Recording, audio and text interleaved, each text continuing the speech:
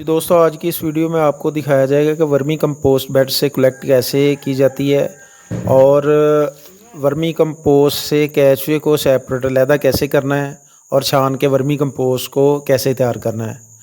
तो वीडियो के साथ रहें, वीडियो मुकम्मल देखें।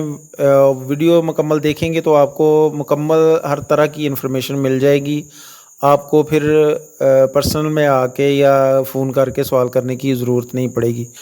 तो दोस्तों, वीडियो शुरू करते हैं। वीडियो शुरू करने से पहले मैं नए आने वाले दोस्तों से रिक्वेस्ट करूंगा कि वो चैनल को सब्सक्राइब कर लें, बेल आइकन को प्रेस कर लें ताकि नई आने वाली वीडियो का नोटिफिकेशन आप दोस्तों तक पहुंच सके।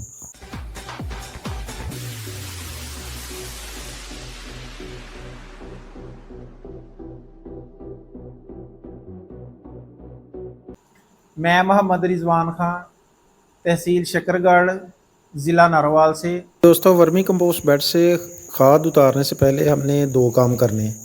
पहला तो हमने ये करना है कि बेड्स का पानी रोकना है 10 दिन तक। बेड्स का पानी रोकने से मुराद ये है कि वो पानी जो हम रोज़ाना अपने बेड्स के ऊपर शावर करते हैं, शावर की मदद से उसको मॉइस्चर देते हैं, वो पानी हमने 10 दिन पहले रोक देना है। जब हमारे बेड मैच्योर हों, यानी कि 60 दिन बाद आपने पानी रोकना है। जब पानी रोकेंगे तो फिर हमारे बेड ऊपर से ज़रा ड्राई हो जाएंगे, मॉइस्चर कम होगा, यानी कि 30-35% मॉइस्चर रह जाएगा। तो फिर हम आसानी से ऊपर से वर्मी कंपोस्ट उतार सकेंगे। अब देखना ये है कि हमने 60 दिन बाद ही क्यों वर्मी कंपोस्ट उतारनी है। वो इसलिए उतारनी है कि हम बार बार की लेबर कास्ट से बचना चाहते हैं। वो हम इसी तरह बचेंगे बार बार की लेबर कास्ट से कि अगर हम 60 दिन बाद अपने बेड से एक दफ़ा ही पटसन की बोरी, ग्रीन शीट या पराली की मल्च उतार के साइड पे करेंगे और हम वहाँ एक बार में ही 2-3 दिन में सारी की सारी वर्मी कंपोस्ट उतार के नए बेड बना देंगे। तो अगर हमने एक बार में ये काम ना किया, 35-40 दिन बाद पहले हमने पटसन की बोरी या ग्रीन शीट या पराली की मल्च उतारी, फिर हमें पानी रोकना है ज़ाहिर है वर्मी कंपोस्ट उतारने से पहले, तो फिर दोबारा हम उसको फिर डांपेंगे। डांपने के बाद फिर हम पानी का शावर करेंगे एक दिन, फिर हम 10 दिन पानी रोक के रखेंगे और फिर दोबारा हम ये ऊपर से ग्रीन शीट और पराली की मल्च और ये सारी चीज़ें मल्च वगैरह हटाने के बाद फिर दोबारा अगली लेयर। तो ऐसा मैं नहीं करता। मैं अपनी प्रैक्टिकल की रोशनी में आपको बताना चाहता हूँ कि इस तरीके से हमें दो फ़ायदे होते हैं। एक, लेबर कास्ट बचती है।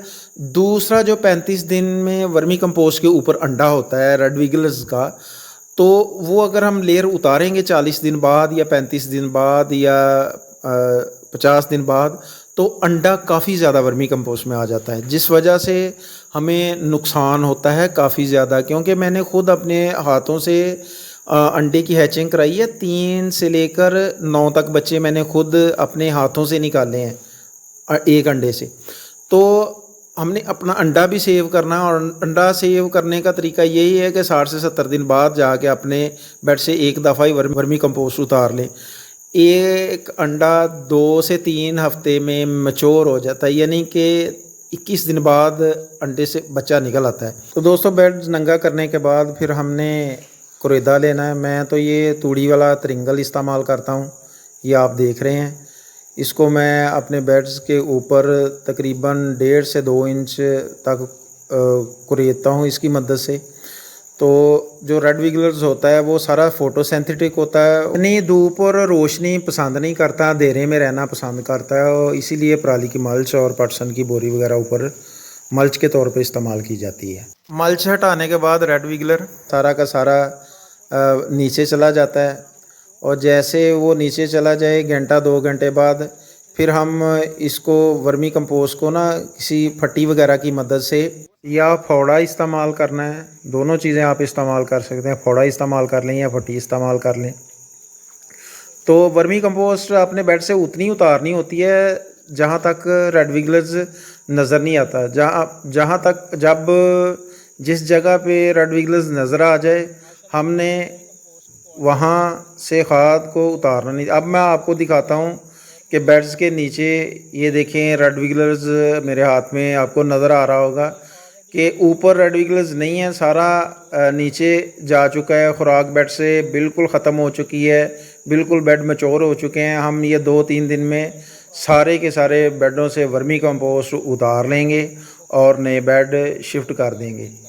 तो ये आसान तरीका है अपना अंडा सेव करने का, रेड विगलर्स 5 गुना से ज़्यादा मल्टीप्लाई करने का और लेबर कास्ट कम करने का। इस तरीके से आप भी वर्मी कंपोस्टिंग करें और एक ही दफ़ा जब 60 से 70 दिन बाद बेड मैच्योर हो जाए चेक करें। नीचे जब 1 इंच 2 इंच तक खुराक रह जाए तो अपने सारे बेड से वर्मी कंपोस्ट उतार लें और नए बेड शिफ्ट कर लें। वर्मी कंपोस्ट एक बेड लगाया हो ना बंदे ने तो 2 माह में ये डबल से ज़्यादा मल्टीप्लाई हो जाता है।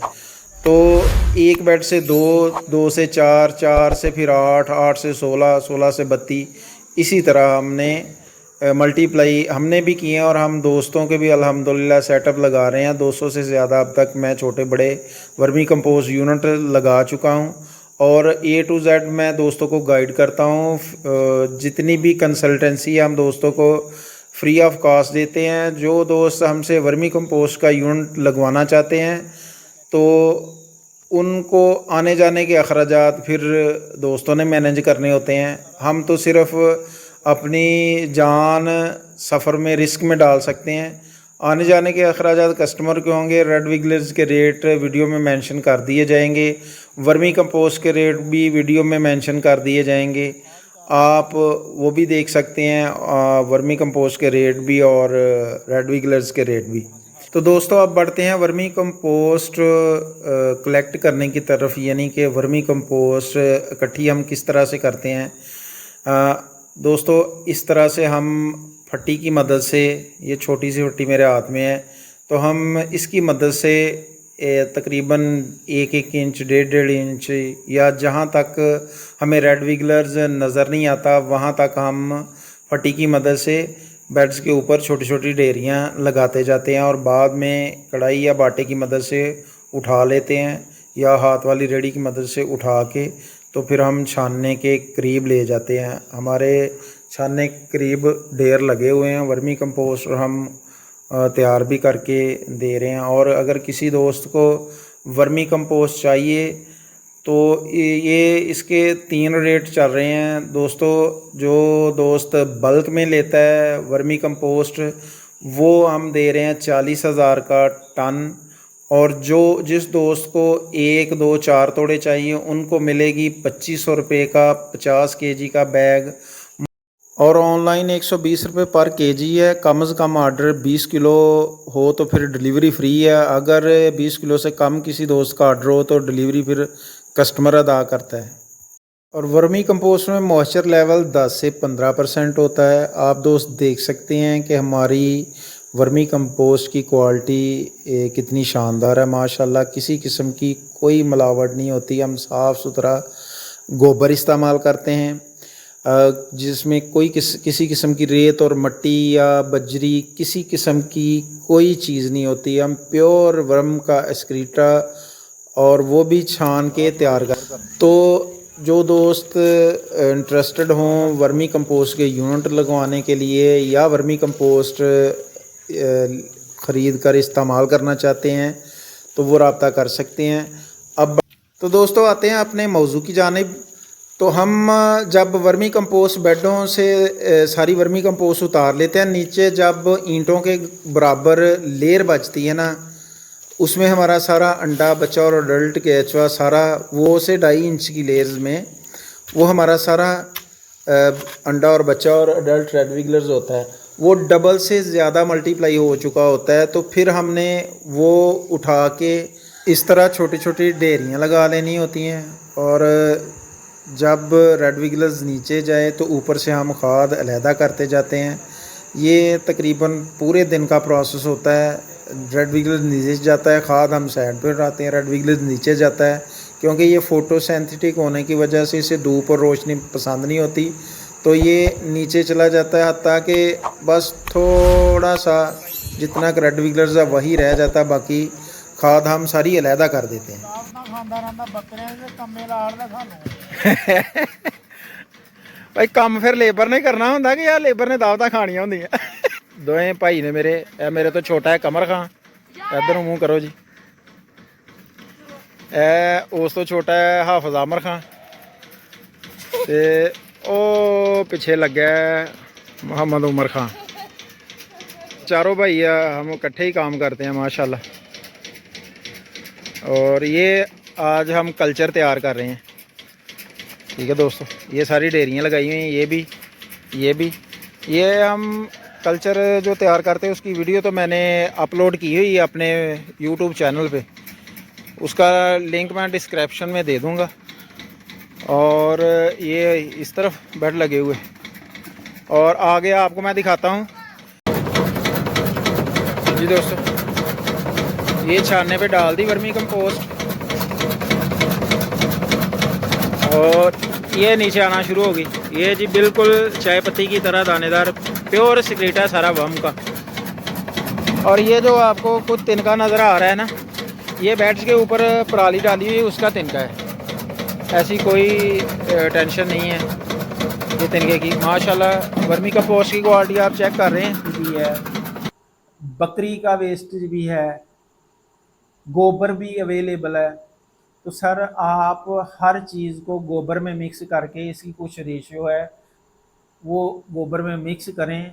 मैंने वीडियो में बताया हुआ है जो इससे पहले मैंने अपलोड की थी कि कितना कितना हम गोबर में बाकी वेस्टेज इस्तेमाल कर सकते हैं, किचन वेस्ट, पोल्ट्री मन्योर, ये चीज़ें कितनी कितनी मिक्स करके हम वर्मी कंपोस्टिंग कर सकते हैं। वो भी वीडियो लाजमी देखें, वीडियो में उसका डिस्क्रिप्शन में लिंक आ जाएगा आप दोस्तों के साथ। अगर दोस्तों वीडियो अच्छी लगे तो वीडियो को लाइक शेयर, चैनल को सब्सक्राइब भी करें, बेल आइकन को प्रेस भी करें ताकि नई आने वाली वीडियो आप दोस्तों को बर वक्त पहुँच सके। अपना और अपने प्यारों का बहुत सा ख्याल रखें। अल्लाह आपका मेरा हामी नासिर हो। किसान जिंदाबाद, पाकिस्तान पाइंदाबाद।